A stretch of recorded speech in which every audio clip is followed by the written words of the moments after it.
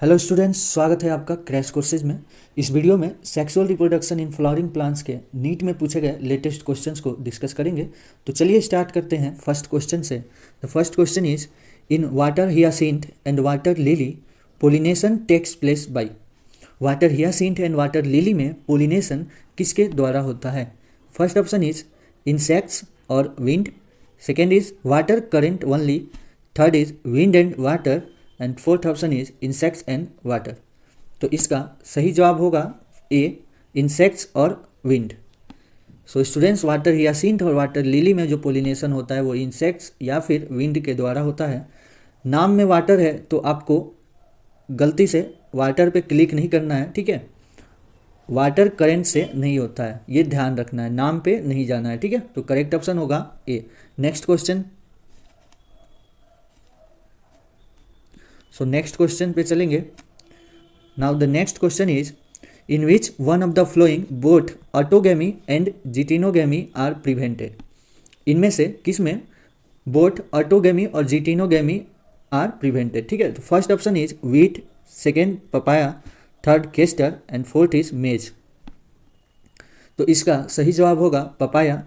क्यों? क्योंकि पपाया होता है डायोसियस और इसमें मेल और फीमेल फ्लावर क्या होते हैं? Male and female flowers are present on the same, नहीं सेम नहीं होते हैं, present on the different plant. तो जिससे क्या होता है, इसमें सिर्फ जीनोगेमी होता है, ठीक है। इसमें सिर्फ जीनोगेमी होता है, ऑटोगेमी और जिटिनोगेमी प्रेजेंट नहीं होता है। So correct option is papaya. Next question. Question is, pollen grains can be stored for several years in liquid nitrogen having a temperature of।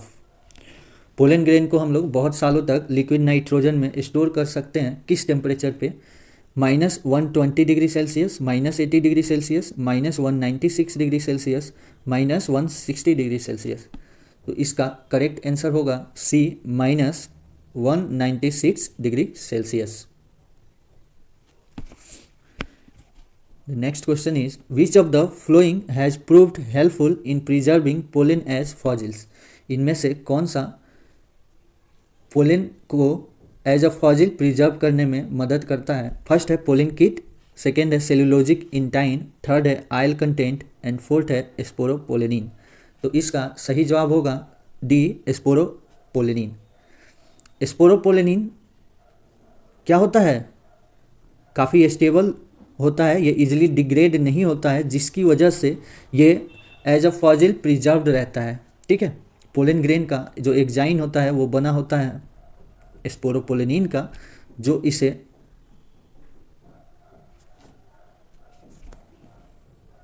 आसानी से डिग्रेड नहीं होने देता है।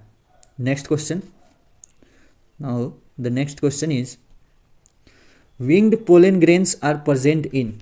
विंग्ड पोलन ग्रेन्स किसमें प्रेजेंट होते हैं? फर्स्ट है मस्टर्ड, सेकेंड है साइकस, थर्ड है मैंगो एंड फोर्थ है पाइनस। तो इसका सही जवाब होगा पाइनस। पाइनस में प्रेजेंट होता है विंग्ड पोलन ग्रेन।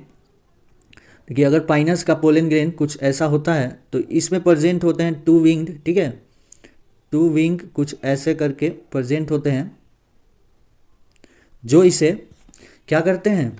जो इसे विंड में उड़ने में मदद करते हैं, और इसलिए पाइनस में पोलिनेशन जो होता है वो विंड के द्वारा होता है easily. Okay, next question. Now the next question is, persistent nucellus in the seed is known as. Seed में जो परसिस्टेंट न्यूसिलस रहता है उसे क्या कहते हैं? फर्स्ट है टेगमेन, सेकेंड चेलेजा, थर्ड पेरीस्पर्म या फिर फोर्थ हाइलम। तो इसका सही जवाब है पेरीस्पर्म।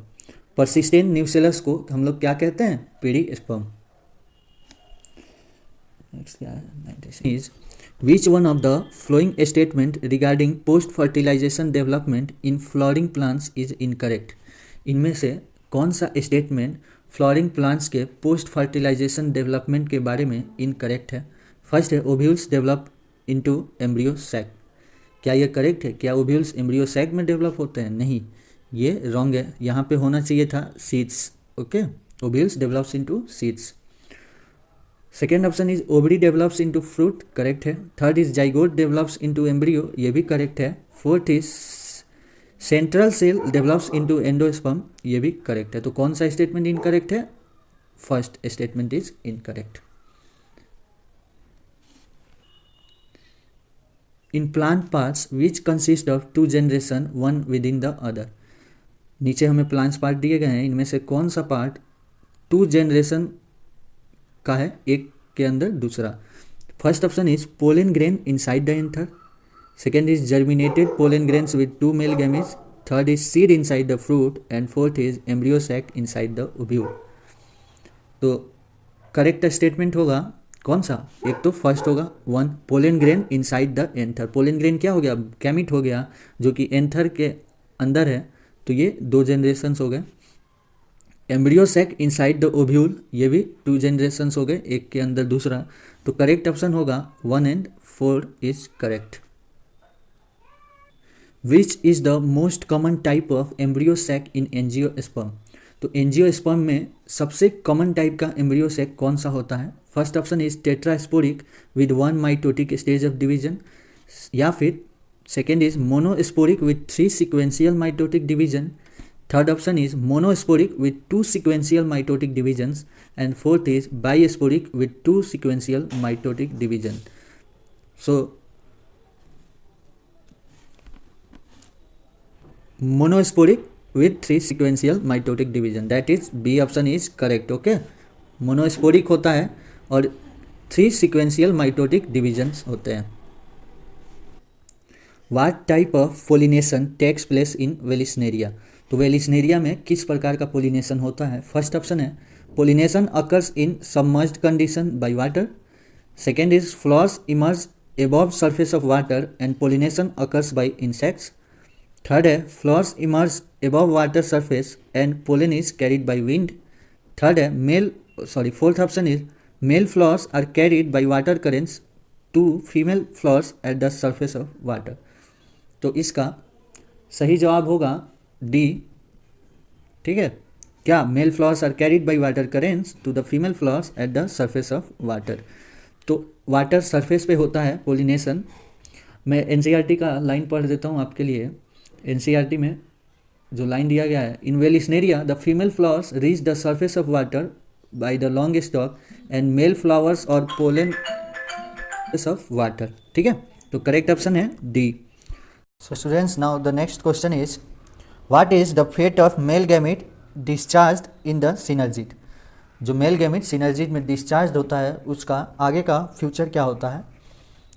First option is 1 fuses with egg and the other fuses with central cell nuclei, second option is 1 fuses with egg, other degenerates in the synergid, third is all fuse with egg, and fourth is 1 fuses with the egg, other fuses with synergid nucleus। तो इसका सही जवाब होगा first option. ठीक है, ए।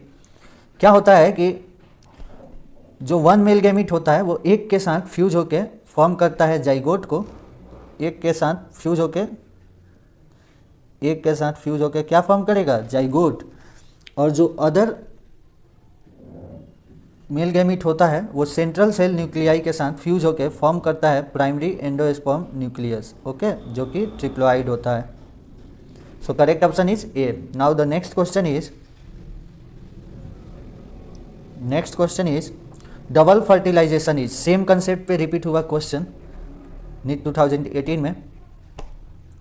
Double fertilization किसे कहते हैं? फर्स्ट है fusion of 2 male gametes of a pollen tube with 2 different eggs, second है fusion of 1 male gametes with 2 polar nuclei, and third है fusion of 2 male gametes with 1 egg, and fourth is syngamy and triple fusion. Fourth option that is syngamy and triple fusion. So students, मैं बता दूं syngamy क्या होता है कि fusion of male gamete with egg. Okay, male gamete का एक के साथ फ्यूजन ही क्या कहलाता है? सिंगैमी, जो कि आगे जाके फॉर्म करते हैं जाइगोट। ठीक है, और ट्रिपल फ्यूजन क्या होता है? जो एनोदर मेल गैमेट होता है उसका फ्यूजन किसके साथ? एनोदर मेल गैमेट का फ्यूजन पोलर न्यूक्लियाई, जो 2 पोलर न्यूक्लियाई प्रेजेंट होते हैं उनके साथ जो फ्यूजन होता है जिससे बनता है प्राइमरी एंडोस्पर्म न्यूक्लियस, जो कि होता है ट्रिप्लॉइड। ओके, तो ये डबल फर्टिलाइजेशन इसे ही कहते हैं। तो राइट ऑप्शन होगा डी।